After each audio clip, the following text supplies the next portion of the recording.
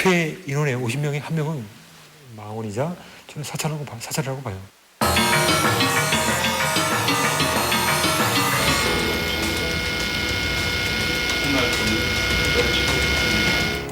세숫가루에 딱 떠놓고 막 얼굴도 넣고 하려 안 해요.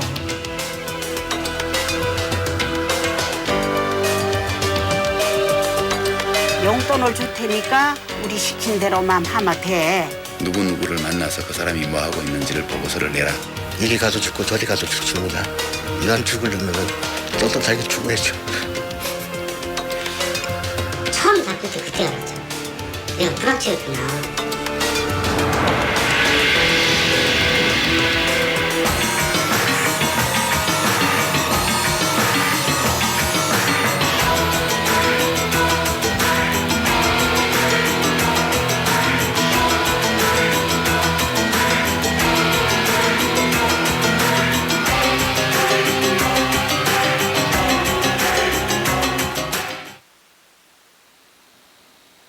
프락치라는 말이 있습니다. 러시아에서 유래된 프락치는 좌익 활동 전술의 하나로 반대 세력에 심어놓은 첩자를 지칭합니다.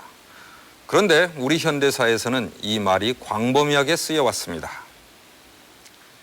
1949년 전국회에서 논란이 됐던 국회 프락치 사건부터 80년대 학원 프락치 사건들까지 프락치는 우리 사회의 실체 없는 피해의식과 불안의 빌미가 되어 왔습니다. 90년대 초 실체 없던 프락치가 스스로 양심선언을 하고 자신이 국가기관에 의해 만들어진 프락치라고 고백한 충격적인 사건이 발생합니다. 1993년 9월 백화점 이화 매장에서 일하던 김은주에게 한 통의 전화가 걸려왔다. 대신 저보고 이렇게 받아달래요.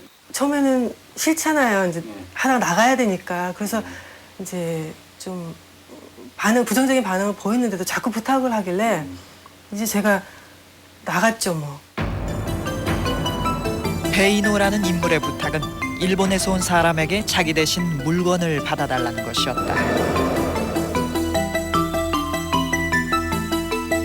그래서 나갔더니 이 사람이 짐꾸러미를 옆에 있는 거를 저한테 쓱 줘요. 그래서 이게 뭐냐고 이야기하니까 그냥 이렇게 웃으면서 대답을 없어요. 그래서 이상하다. 그래서 이거 베이노 씨 주는 거예요? 그랬더니 이래요. 그러나 짐을 받자마자 김은주는 낯선 남자들에게 붙잡히고 만다. 이날 같은 시간 오빠 김삼석도 연행됐다. 제야에서 반전 평화운동을 하던 인물이었다.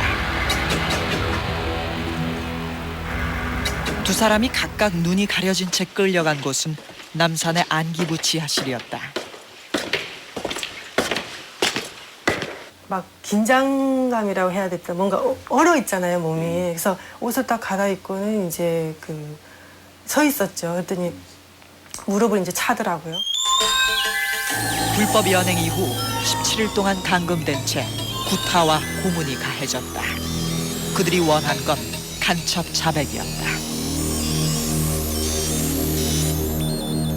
뺨 많이 때리고 또 성적 수치감 뭐 이런 지금 뭐 벗겨볼까 뭐 이런 수치감을 이제 주고 하여튼 그 사람들 손이나 발로 이렇게 많이 맞았어요. 엉덩이든 뭐 앞 여기 이제 연행되고 나서 이제 15일쯤 무슨 자료를 보니까 보도 자료인지 그건 모르겠는데 김삼석, 김은주 남매 간첩 단사건 이 활자체를 봤어요.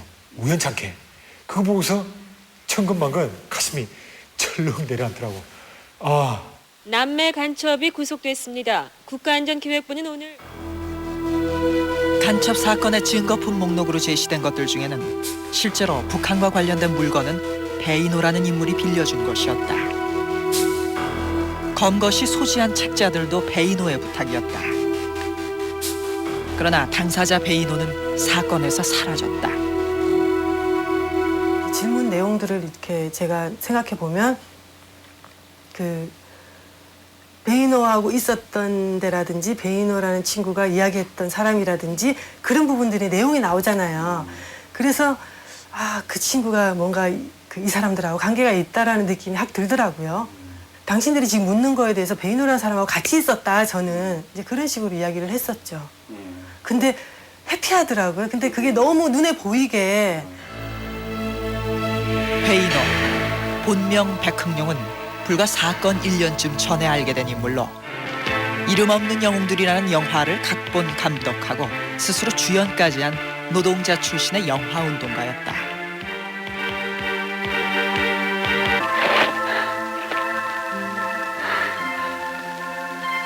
오랜만이야.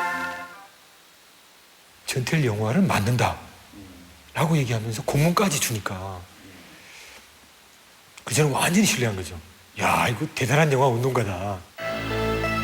첫 만남부터 적극적이었던 백흥룡을 신뢰하게 되면서 김삼석은 자신의 결혼 비디오 촬영을 부탁했다.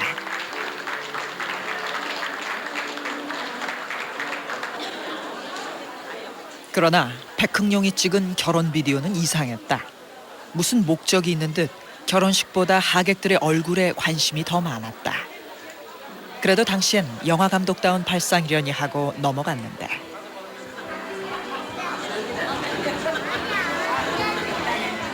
이제 소위 장기수 선생님이 이제 뭐 제 결혼식에 뭐 하객으로 참가하시고 이제 정신대 할머니들도 몇 분 참가하시고 또 주변에 이제 운동하는 사람들 몇 분 계시는데 전부 다 그냥 얼굴이 화면이 꽉 차게끔 클로즈업 돼가지고 이렇게 해서 다 나오는 거예요. 결혼 비디오 테이프가. 이후에도 백흥룡은 일본 한통연의 비디오 번역을 부탁하는 등 영화운동을 빌미로 김삼석, 김은주 남매와의 관계를 자연스럽게 만들어갔다. 지금 돌이켜보니까 좀 자꾸 북한 쪽 이야기를 하더라고요. 그래서 이제 자기가 그 문건도 가지고 있다고 그러면서 그런 이야기를 해서 이제 뭐 빌려줄까 뭐 이런 이야기를 막 하는 거예요. 제가 이제 빌려달라는 이야기도 안 하는데. 그래서 이제 안기부에 들어가서 보니까 그때 주변에 후보집 주변에 이제 김성훈 가장이라든지 그런 사람들이 한 4-5이 있었더라고요. 그때 지켜봤다라고 이야기를 하면서 뭐 북한 책자 오고 간다더니 그러니까 그 복사물이 뭐 그런 식으로 이야기를 하더라고요. 그래서 이것도 이제 베이노가. 그래서 이 간첩 사건은 초기부터 조작에 항의하는 구명운동이 시작됐고 백흥룡에게 프락치 의혹이 쏟아졌다. 그 수첩에 많은 양을 자리 잡고 있는 베이노의 어떤 그 부분이 그 전화번호 하나 없어요. 말도 없이 사라진 적이 좀 있었고요. 그리고 항상 무슨 문건이나 비디오 테이프 같은 것을 복사를 하면서 이제 어디를 간 적이 있었고, 그리고 항상 소재지가 크리스탈 다방이나 아니면 그 충무로 근처. 좀 정신없게 사람을 만들었어요. 그러니까 한 가지 이야기를 해주는 게 아니고, 차분하지가 않고 좀 어딘가 분산스럽다고 해야 하나?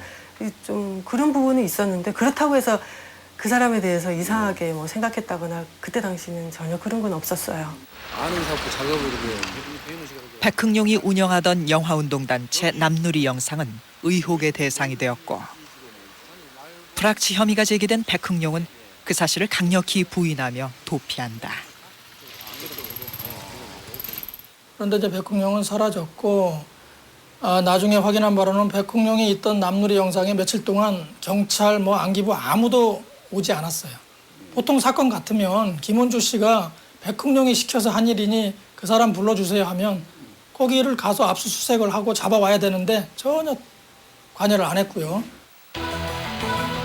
이후 1년 넘게 도피를 하며 프락치 활동을 시인하지 않던 백흥룡은 비밀리에 한국을 떠난다. 간첩 사건 관련자인 그가 여권 문시를 신청한 지 하루 만에 신원 조사를 끝냈고 당시 평균 한 달 이상 걸리는 여권 재발급 절차가 사흘로 단축된다. 그해 10월 중순 백흥룡은 독일 베를린에 나타난다. 그가 찾아간 곳은 범청학년 사무실. 범민족대회 개최와 관련해 90년대 초 공안기관의 주요 관심 대상이었던 곳이다.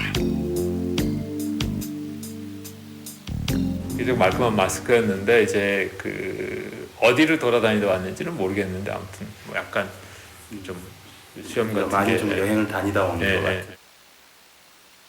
갑자기 나타난 백흥룡은 수상한 비디오 테이프를 끼고 갔고 의심스러워 틀어본 테이프엔 놀라운 사실이 녹화되어 있었다. 번역은 치료 중해야 돼 나중에. 말제도 나온다고 그랬는데. 그래 말제 나.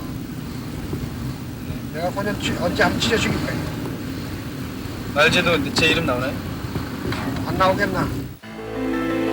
이미 보도를 통해 알려진 백흥룡임을 직감한 김정수 씨 부부는 다시 나타난 백흥룡에게 남매 사건의 진실을 밝힐 양심 선언을 권유한다.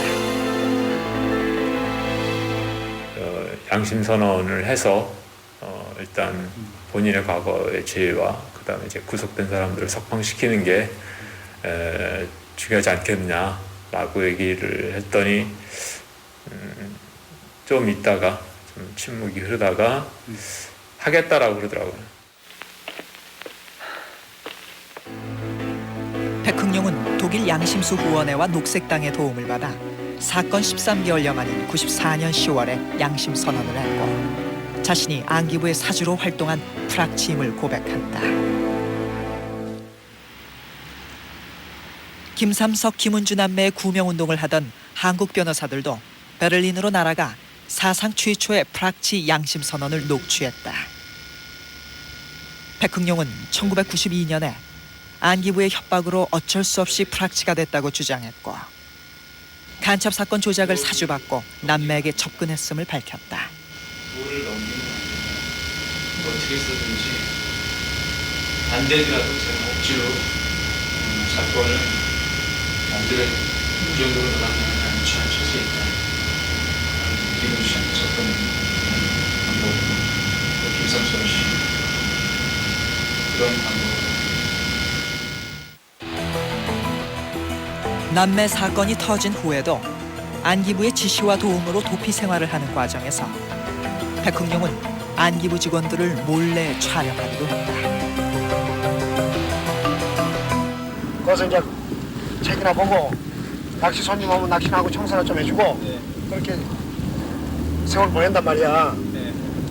또 시내 돌아다니다 걸리면 이제 그때는 누구도 책임 못 져. 그때는 알았어? 네가 알아서 해.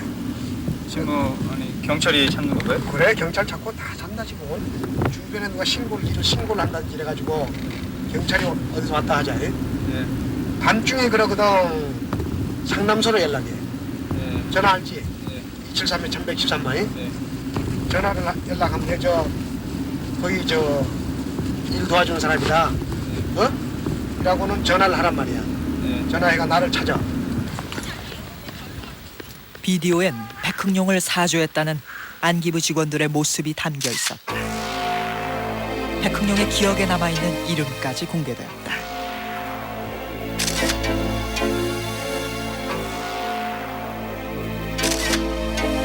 두 사람에 대한 기억은 김은주에게서도 확인된다. 그 두 사람이 저를 수사했던 사람이에요. 아 실제로 예, 어렸을 예. 때. 그 두 사람도 직접 폭행에도 가담을 하고 그래서 때리기도 하고 그랬어요. 그 윤도한 그 사람은 안 했고요. 김성원 과장은 때렸어요. 가끔 이제 앉아 있다가 서서 발길질을 하고 또 앉고 뭐 그 수사실 가상 자리에 앉아 있고. 안기부에서는 이 어찌됐든 제일 중요한 물증이 그거였거든요. 안기부 직원들 이 찍혀 있는 그 화면이었단 말이죠. 그러니까 안기부 직원들의 목소리, 얼굴 모습 이런 것들이 담겨 있으니까는 그 부인할래도 부인하기가 힘든. 초권력기관으로 군림해온 안기부의 책임자가 국회에 출석해서 시인하는 상황이 벌어졌다.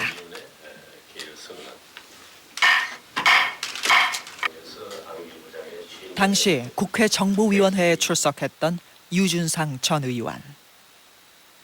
문제를 제기했을 때 당시에 안기 부장인 권 부장께서 백흥룡 씨가 안전기획부에 공작원으로 근무했다 하는 걸 시인했습니다. 다만 그 두 남매가 간첩이 임에는 틀림이 없다. 약간의 경중의 차이는 있지만 조사하시는 위원 여러분의 노고에 프락치 운용 사실에 대한 최초의 시인이었지만 그 후속 조치는 미흡했다. 국가보안법상 뭐 이렇게 사건을 조작하거나 증거를 조작하거나 그럼 국가보안법상 처벌하게 되어 있거든요. 간첩죄로 조작을 했으면 그 간첩죄를 조작한 사람이 간첩죄 같은 형량을 받게 처벌하도록 하는 조항이 있어요. 결국은 그 실적을 이기기 위해서 이렇게 조작을 한 것이 명백한데 자체적으로 조사해서 국가보안법 위반으로 이 수사관들을 처벌해라 라고 요구를 했는데 그냥 시인만 하고 안기부에서 그냥 묻어버린 거죠. 간첩죄에 대한 재심 청구는 기각되었고 남매는 여전히 간첩이라는 이름을 가슴에 단 채 살고 있다. 문민정부라고 하는 김영삼 정부가 93년에 탄생했죠. 그해 가을에 정기국회에서 안기부 권한 축소 문제가 화두로 등장할 예정이었습니다. 특히 뭐 안기부 예산 문제라든가 또 권한 축소 문제라든가 수사권 폐지 문제라든가 국가보안법 폐지 문제라든가 굉장히 중요한 현안들이 생길 예정이었는데 안기부가 이 사건을 터뜨린 겁니다. 그리고 이 사건으로 인해서 안기부의 권한 축소 문제는 물 건너간 겁니다. 그렇다면 불악치 백흥룡은 어떻게 되었을까? 양심 선언 후 베를린에 머물던 백흥룡은 다음해 9월 돌연 북한행을 선택한다. 독일에서 동거하던 한국 여성과 함께였다. 최근에는 북한을 탈출해 동남아에 불법 체류 중이라는 소문이 있어 추적했으나 사실을 확인할 수는 없었다. 백흥룡이 양심선언을 한 날짜는 공교롭게도 김삼석, 김은주 남매가 대법원에서 간첩으로 확정 판결을 받은 지 나흘 후였습니다. 왜 판결이 끝나길 기다린 듯 양심선언을 했을까? 불악치 백흥룡의 행적은 여전히 의혹 속에 있습니다. 그렇다면 백흥룡이 자신을 불악치로 만들었다고 주장한 안기부 수사관들은 어떻게 됐을까요? 우리는 국가정보원에 질의서를 보내 두 수사관의 존재 여부를 물었습니다. 그러나 국정원에서는 두 사람은 실명이나 가명으로도 존재하지 않았고 구체적으로 누구를 거론하는지도 모른다는 답변을 보내왔습니다. 국가기관은 항상 부인해왔지만 불악치는 언제나 정권에 맞서는 사람들 주위를 맴돌고 있었습니다.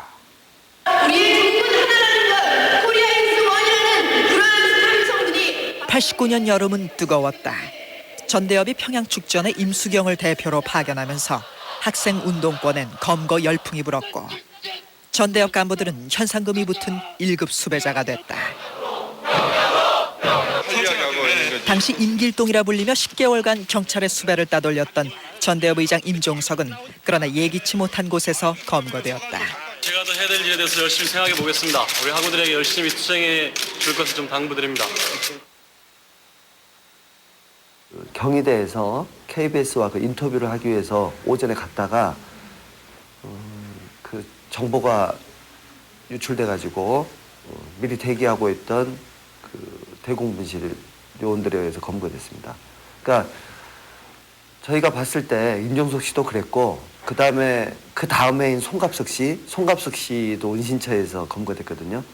그러니까 그런 것들은 제가 봐서는 전부 다 그 내부에서 정보가 유출돼 가지고 도피를 위해서 저희들이 렌트카나 이런 걸 많이 사용을 했었는데 그 당시에 운전할 수 있는 사람을 무작위적으로 학생회 조직에서 발굴하다가 그 당시에 최 씨가 선발이 된 걸로 알고 있고요. 그래서 그런 과정에서 아마 불악치 활동을 강요 받은 걸로 알고 있습니다. 자기 하숙집에서 그 관계 당국에 보고하는 상황이 있었고, 그거를 이제 옆집에 친구가 그 내용을 우연찮게 듣게 되었고, 그러면서 학생회에 제보가 들어왔었습니다. 학생운동권 주변엔 늘 불악치들이 존재했다. 수배 중 이동을 담당했던 최모 씨의 사례도 그중 하나였다. 까놓고 얘기해서 공안 사건에 불확지가 드러나지 않았을 뿐이지 불확지가 개입이 되지 않은 사건은 드물다고 봐요. 집회 장소에 솔직히 그 50분의 1은 사찰이에요. 예, 경찰이거나 아니면은 경찰이 심어놓은 그 정보 협조자거나.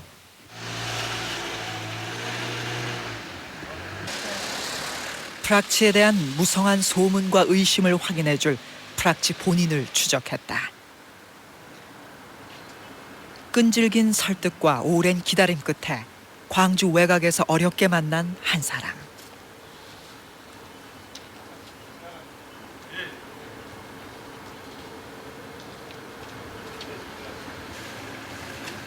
그는 91년 전남대를 시작으로 전국 대학에서 3년간 프락치로 활동했다. 그가 프락치 활동을 시작한 것은 그의 나이 불과 15살 때의 일이다. 예, 따라다니는 사람까지 해서 중학교 3학년 때 오토바이를 좀 훔쳤었거든요. 오토바이를 훔쳐서 북부경찰서에 그래서 조사를 받고. 당시 북부경찰서는 전남대 학교를 관할했던 곳. 미성년자인 그에게 이상한 요구를 하는 사람들이 찾아왔다. 대학생들 데모하니까 네가 집회 장소나 좀 그런 것들 구체적으로 말씀드린다면은 학생들 데모하고 영안실 같은 데 가서 있으면은 전화만 해주면은 돈을 얼마씩 주겠다. 91년 5월은 강경대 치사 사건 이후 이른바 분신정국이 전개되던 시기. 그의 첫 임무는 진상규명을 외치며 분신한 전남대생 박승희의 추모 집회와 영안실 동정을 보고하는 것이었다. 이렇게 하고선 돈을 주든가 그런 얘기. 그렇죠. 얼마나 그때 당시 10만 원 못해서 10만 원 정도인가 주고 그랬었거든요. 상당히 그 당시 큰 돈이네요. 그렇죠. 돈으로 유혹했던 기관원들의 요구는 더욱 심해진다. 이제 아예 네가 가짜 대학생 노릇을 하면서 동아리에 들어가고 이제 그쪽 정보를 다 캐와라. 10대의 소년을 전문 프락치로 만들기 위한 교육은 상상을 초월했다. 네가 대학생처럼 보려면 수단비도 잘 먹어야 된다. 했던 가정들이 있었어요. 그래서 그들이 주면서 그렇죠. 그러니까 그 사람들하고 같이 술을 마시거든요. 네. 제가 교육을 내가 한 30일 정도 받았던 걸로 기억하거든요.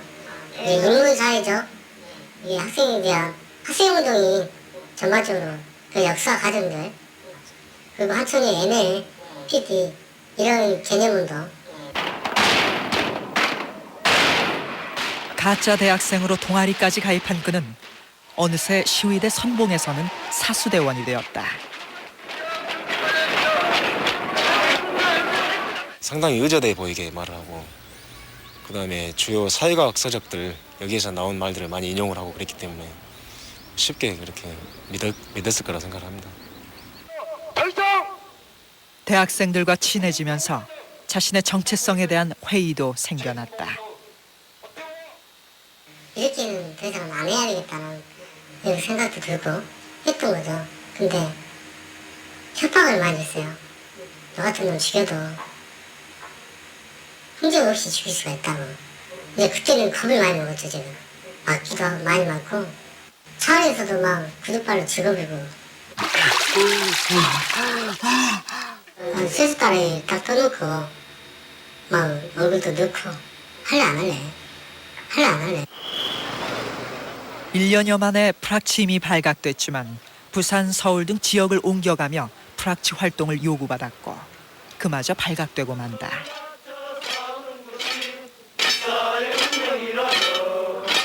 서울 성균관대에서 전남대학교 총학생회로 전화가 왔어요. 그래서 전남대에서 92년도에 프락치 활동을 하다가 발각이 됐던 사람이 우리 성균관대에 들어와가지고 다시 프락치 활동을 하다가 발각이 됐다. 좋은 말로 타이르고 우리가 보호가 있을 테니까 다시는 이런 일 하지 말라. 그렇게 이야기를 하고 그래서 본인도 그때 알아들었을 거라 생각을 하거든요. 더 이상 써먹을 데가 없습니다. 그동안 모았던 자료들 싹 주라. 테프라. 그렇게는 못하겠더라고요. 아무 날인가. 그건 제가 기억하는데 집을 온 밤을 다 지저분이고 있는 물건 싹 갖고 나갔어요. 그 사람들이. 방바닥에다가 칼을 꽂아서 나갔어요. 그 느낌이 지금도 있어요. 당해보지 않은 사람은 말을 못해요. 그걸 성과를 위해서 활용한 사람들은 결코 뿌락지로 활용했던 그 사람의 이 다음의 삶에 대해서 책임지지 않는다는 겁니다. 그 사람 입장에서 보면 그 뿌락지를 활용해서 성과를 얻어서 승진했을지는 모르겠지만 이 뿌락지가 됐던 사람은 스스로가 양심 고백을 하지 않는 이상 자유로울 수가 없는 거죠.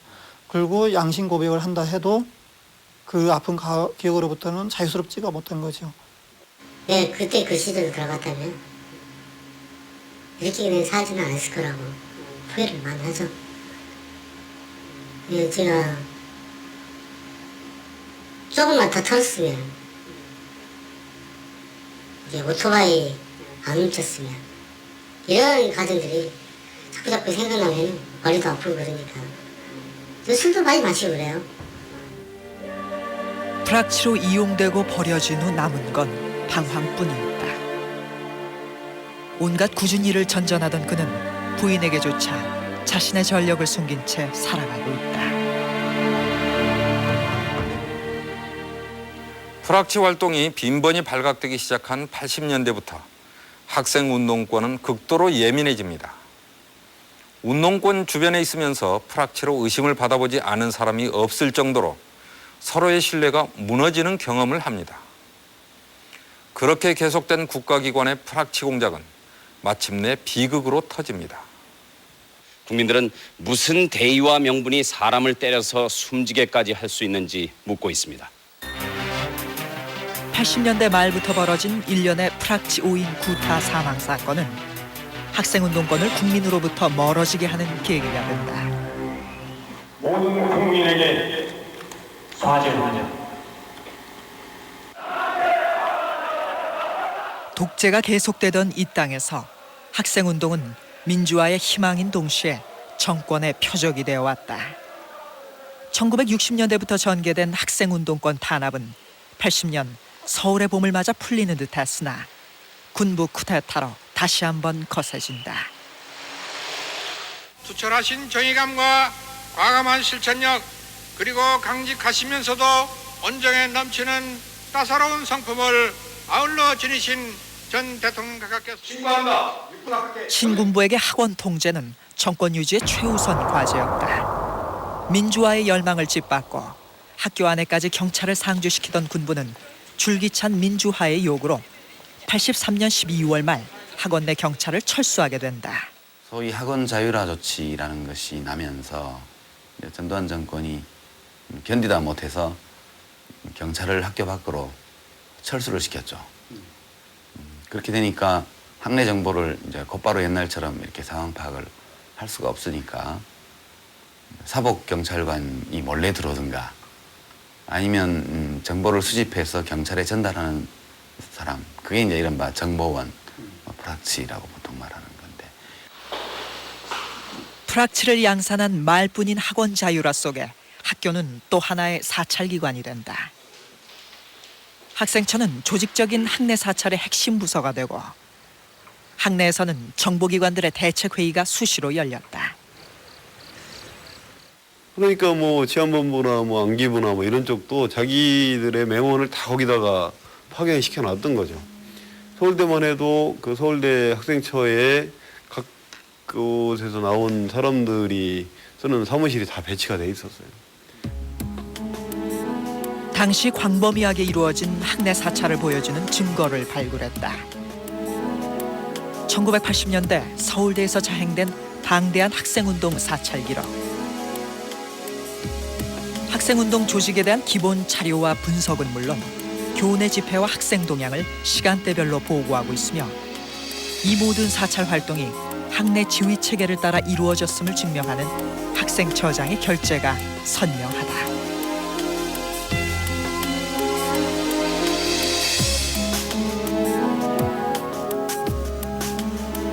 또한 운동권 내부의 회의록까지 고스란히 입수해 파악하고 있다. 내부에 협조자가 없다면 도저히 불가능한 일이다.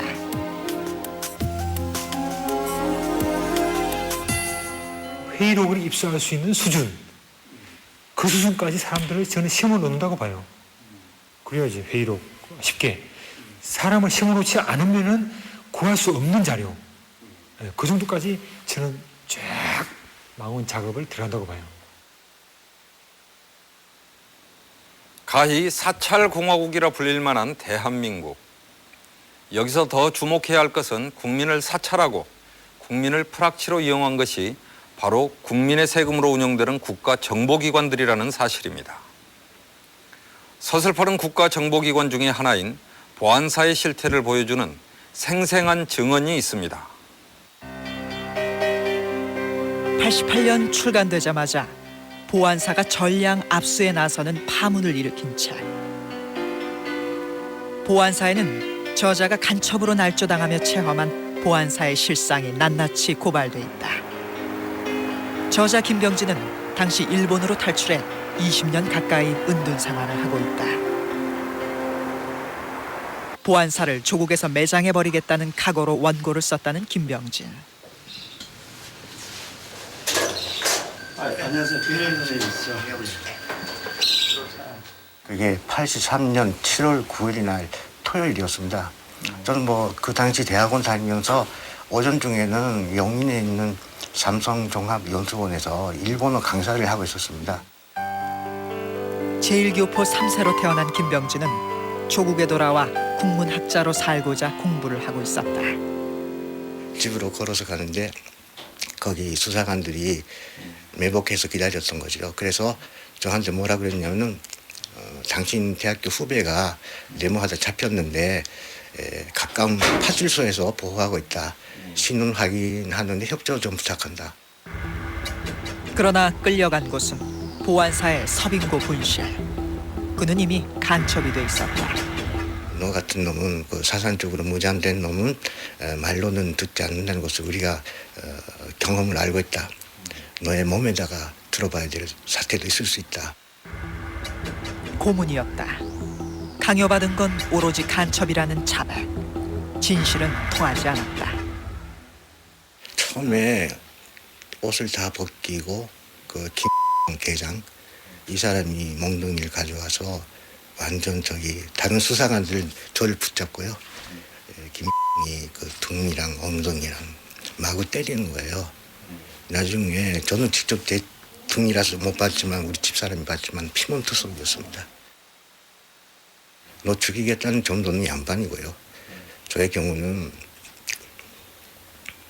지금도 제가 떨리네.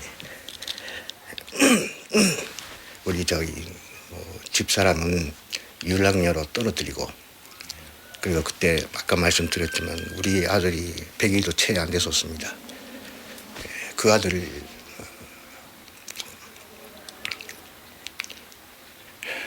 잠깐만요.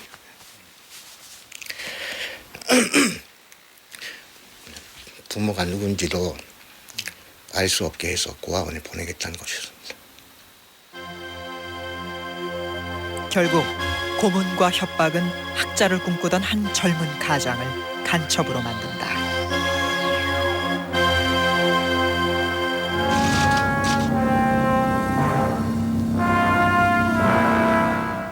그러한 저의 활동을 계속했었더라면은 학교 내에서 혁명 조직을 구축한다는 것은 보안사 마당에서 감금 상태로 했던 인터뷰였다.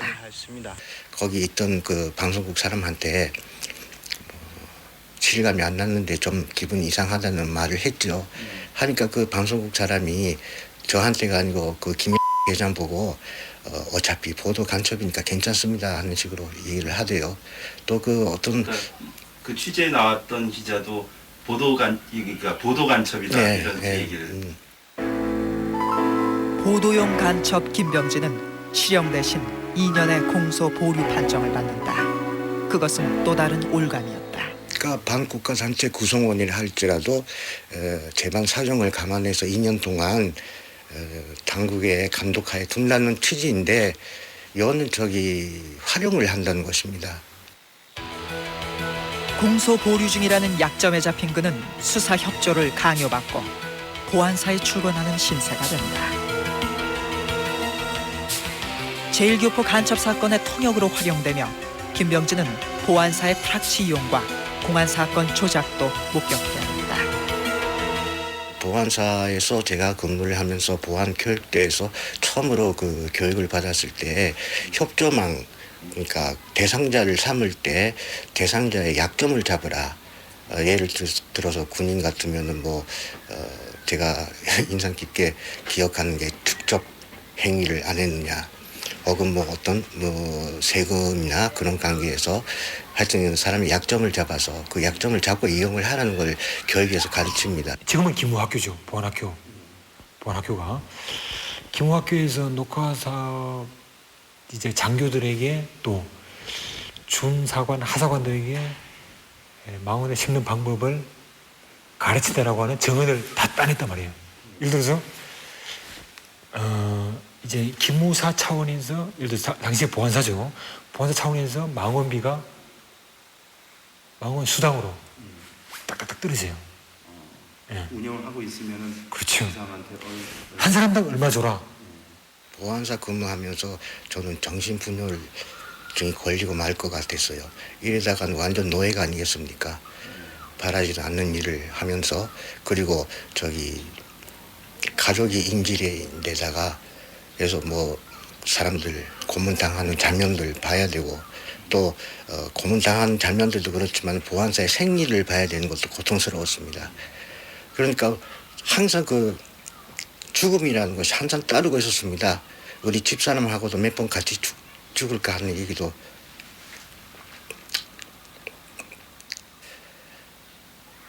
이래도 죽고 저래도 죽는다면 죽은 다음에 우리 자식들한테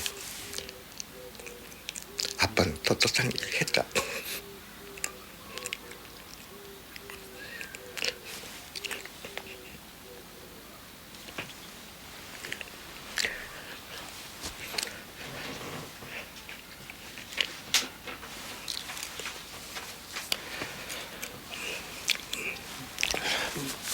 남겨줄 수 있는 건 그런 것밖에 없었습니다. 그래서 죽을 각오로 보안사에서의 인연을 고발했고 입국을 금지당해 15년간 한국 땅은 밟지도 못한 채 숨죽이고 살았다. 그렇게 조국에서 살고자 했던 교포 2세의 꿈과 인생을 앗아간 국가를 상대로 김병진은 지금 피해 보상 소송을 준비하고 있다.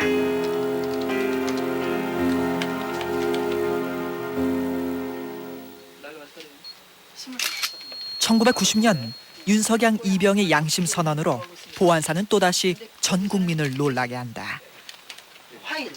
학생에서 야당 정치인까지 무차별한 민간인 사찰과 동향보고는 보안사 현역 군인이 작성한 것이었다.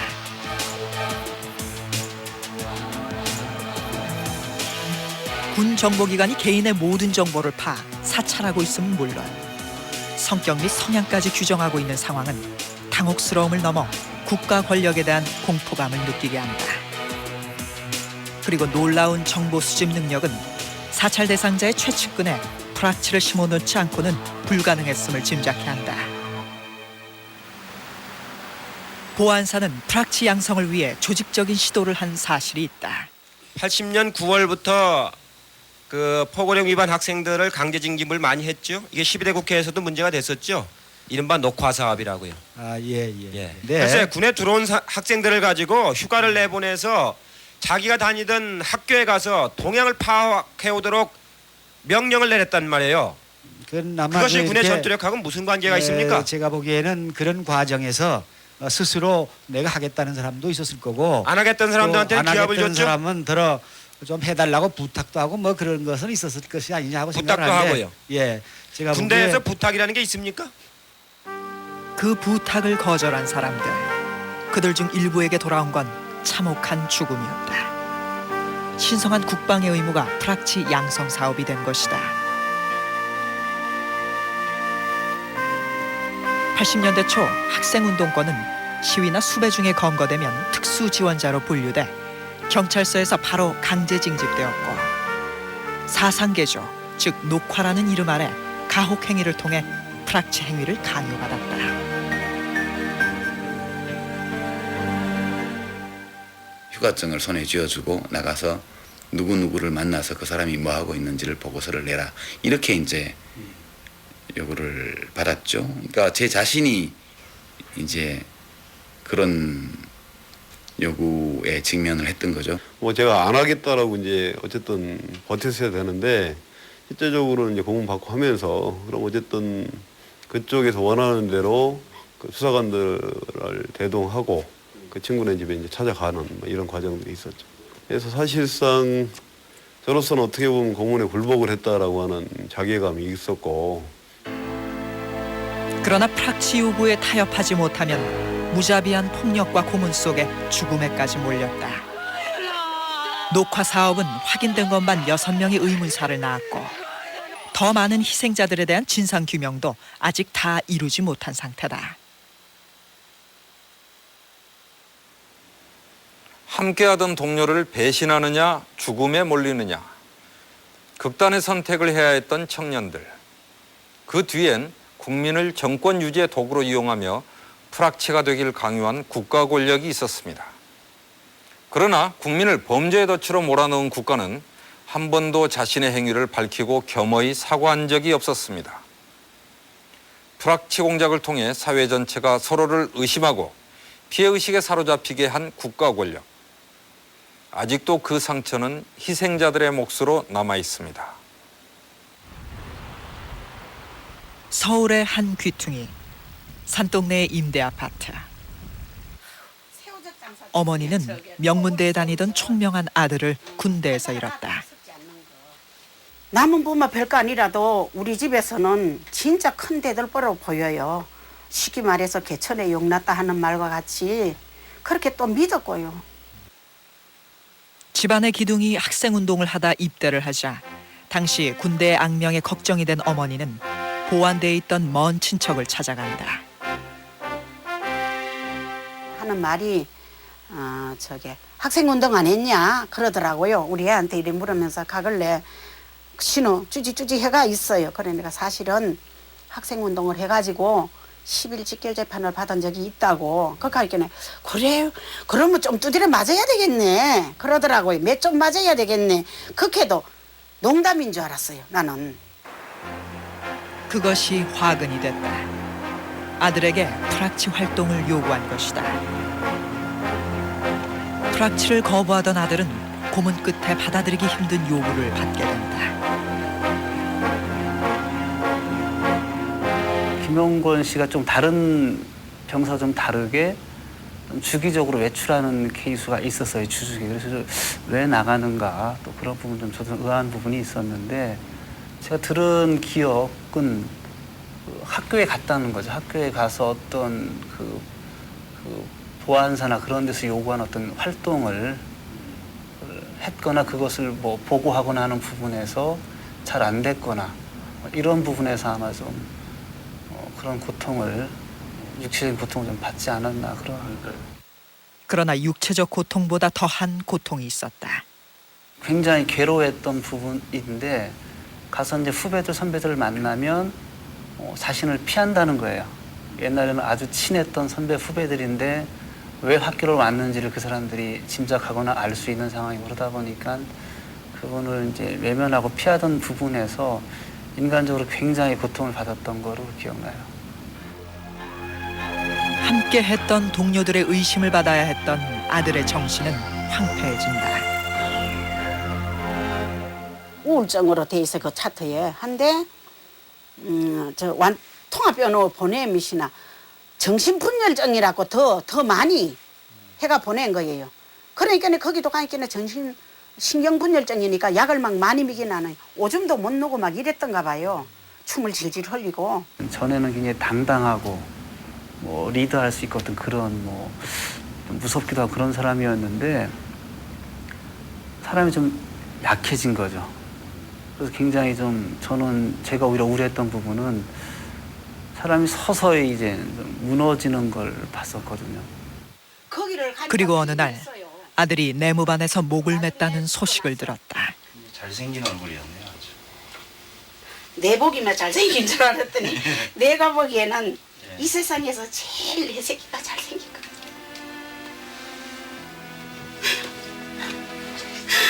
그 무엇도 아들을 대신할 수는 없다. 누가 이 땅의 귀한 아들들에게 그래요? 프락치가 되길 강요했는가.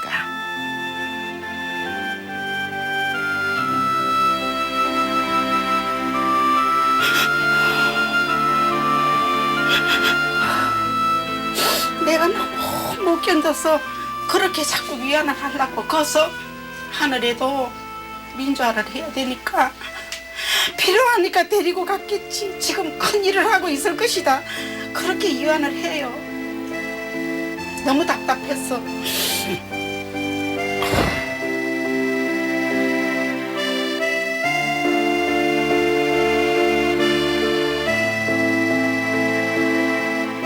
상처는 오래도록 지속된다. 무고한 국민들을 피해자로 만든 프락치 공작. 프락치 공작에 관여했던 모두가 이제는 어두운 과거를 햇빛 아래 드러내고 반성과 고백에 나서야 하지 않을까.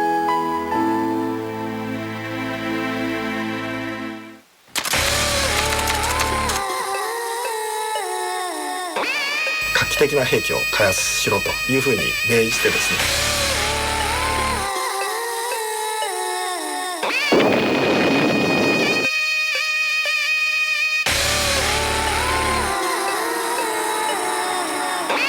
90日以内にその核武装というものはできるし。